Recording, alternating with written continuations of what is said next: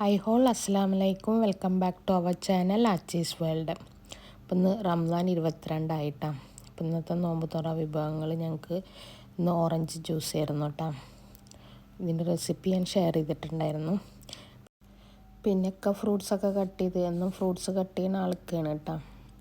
പിന്നെ ഞങ്ങളെ വീഡിയോസൊക്കെ ഇഷ്ടമാവണമെങ്കിൽ ലൈക്ക് ചെയ്യാനും ഷെയർ ചെയ്യാനും കമൻറ്റ് ചെയ്യാനും മറക്കരുത്. സബ്സ്ക്രൈബ് ചെയ്യാതാണ് വീഡിയോസ് കാണുന്നെങ്കിൽ ഒന്ന് സബ്സ്ക്രൈബ് ചെയ്ത് സപ്പോർട്ട് ചെയ്യട്ടോ. അപ്പം ഇനി നമുക്ക് ടേബിൾ സെറ്റ് ചെയ്യാം. അപ്പം ഇന്ന് നമുക്ക് അരീസ് ഉണ്ട്, മക്രോണി ഉണ്ട്, പിന്നെ എന്നുള്ളതുപോലെ ഫ്രൂട്ട്സ് കട്ട് ചെയ്തത്, പിന്നെ ലുക്കിമാത്ത് നമ്മളെ താത്ത തന്നതാണ് കേട്ടെന്ന്, പിന്നെ ഓറഞ്ച് ജ്യൂസ്. അങ്ങനെ പിന്നെ ബാങ്ക് കൊടുത്ത് നോമ്പ് തുറക്കാൻ ഞങ്ങളെല്ലാവരും ഇരുന്ന് നോമ്പ് തുറക്കുകയാണ് കേട്ടോ. ഇന്നത്തെ വീഡിയോടൊപ്പം ഞാൻ എൻ്റെ കട്ട്ലേറ്റിൻ്റെ റെസിപ്പിയും കൂടി ഷെയർ ചെയ്യാം കേട്ടോ. ഞാൻ കുറേ ദിവസമായി കട്ട്ലേറ്റിൻ്റെ വീഡിയോ എടുത്തിട്ട് അപ്പോൾ അപ്ലോഡ് ചെയ്തിട്ടുണ്ടായിരുന്നില്ല. ആദ്യം നമുക്ക് കട്ട്ലേറ്റിനുള്ള മസാല റെഡിയാക്കാം. അപ്പോൾ ഒരു പാൻ വെച്ച് അതിലേക്ക് സൺഫ്ലവർ ഓയിൽ ഒഴിച്ച് കൊടുക്കാം. ഇതിലേക്ക് ഞാൻ 2 വലിയ സവോള ചെറുതാക്കി അരിഞ്ഞതാണ് ഇട്ട് കൊടുത്തിട്ടുള്ളത് കേട്ടോ. മസാലയ്ക്കുള്ള ഉപ്പ് ഇട്ട് കൊടുത്തിട്ടുണ്ട്. പിന്നെ ഒരു തണ്ട് വേപ്പിൻ്റെ ഇല, പിന്നെ ഇഞ്ചി വെളുത്തുള്ളി പേസ്റ്റ് ഇട്ട് കൊടുക്കുന്നുണ്ട് കേട്ടോ. അതൊരു 1/2 ടീസ്പൂൺ ഇട്ട് കൊടുത്തിട്ടുണ്ട്. ഇനി നമുക്കിത് ഈ ഉള്ളിയും ഇഞ്ചി വെളുത്തുള്ളി പേസ്റ്റിൻ്റെ സ്മെല്ലൊക്കെ പോണ വരെ ഒന്ന് വഴറ്റിയെടുക്കാം. പിന്നെ ഇതിലേക്ക് 2 പച്ചമുളക് ചെറുതാക്കി അരിഞ്ഞത് ഇട്ട് കൊടുത്തിട്ടുണ്ട് കേട്ടോ. അപ്പോൾ ഉള്ളി ഒന്ന് നന്നായി വാടി കിട്ടാണ്ടെന്ന് മൂടി വെച്ച് കൊടുക്കുക കേട്ടോ. നമ്മൾ ഉള്ളിയൊക്കെ വാടി വന്നിട്ടുണ്ട്.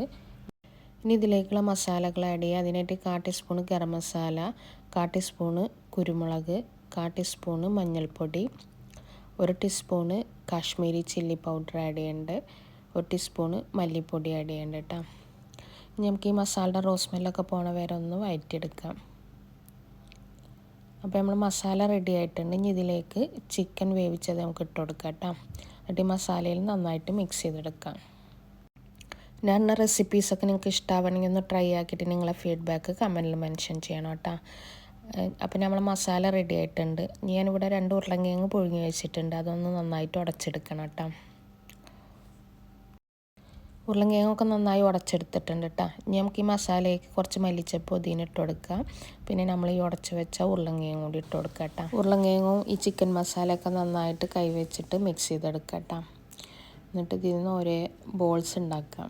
എന്നിട്ട് അത് കയ്യിലിൻ്റെ അടിയിൽ വെച്ചിട്ടൊന്ന് പരത്തി കൊടുക്കുക കേട്ടോ. ഇതുപോലെ ബാക്കിയുള്ളതും ചെയ്തെടുക്കുക കേട്ടോ.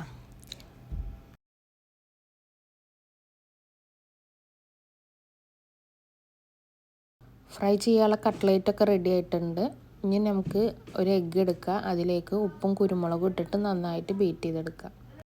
കട്ട്ലേറ്റ് ഡിപ്പ് ചെയ്യാനുള്ള ബാറ്ററാണ് കേട്ടോ. ഇനി ഇതിലേക്ക് കുറച്ച് പാലും കൂടി ഒഴിച്ചിട്ട് നന്നായിട്ടൊന്ന് ബീറ്റ് ചെയ്തെടുക്കുക കേട്ടോ.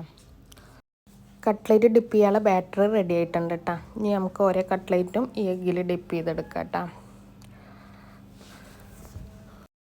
കട്ട്ലേറ്റൊക്കെ എഗ്ഗിൽ ഡിപ്പ് ചെയ്ത് വെച്ചിട്ടുണ്ട്. ഇനി അടുത്ത സ്റ്റെപ്പ് നമുക്കിത് ബ്രെഡ് ക്രംസിൽ കോട്ട് ചെയ്യണം കേട്ടോ. അപ്പോൾ എല്ലാ കട്ട്ലേറ്റും നമുക്ക് ബ്രെഡ് ക്രംസിലൊന്ന് കോട്ട് ചെയ്ത് വെച്ചതിൻ്റെ ശേഷം നമുക്ക് ഫ്രൈ ചെയ്തെടുക്കാം. അപ്പോൾ എല്ലാതും കോട്ട് ചെയ്ത് വെച്ചിട്ടുണ്ട്. ഇനി നമുക്ക് ഫ്രൈ ചെയ്യാൻ വേണ്ടി ഒരു പാൻ എടുക്കുക. അതിലേക്ക് സൺഫ്ലവർ ഓയിലാണ് ഞാൻ ഒഴിച്ച് കൊടുത്തിട്ടുള്ളത്.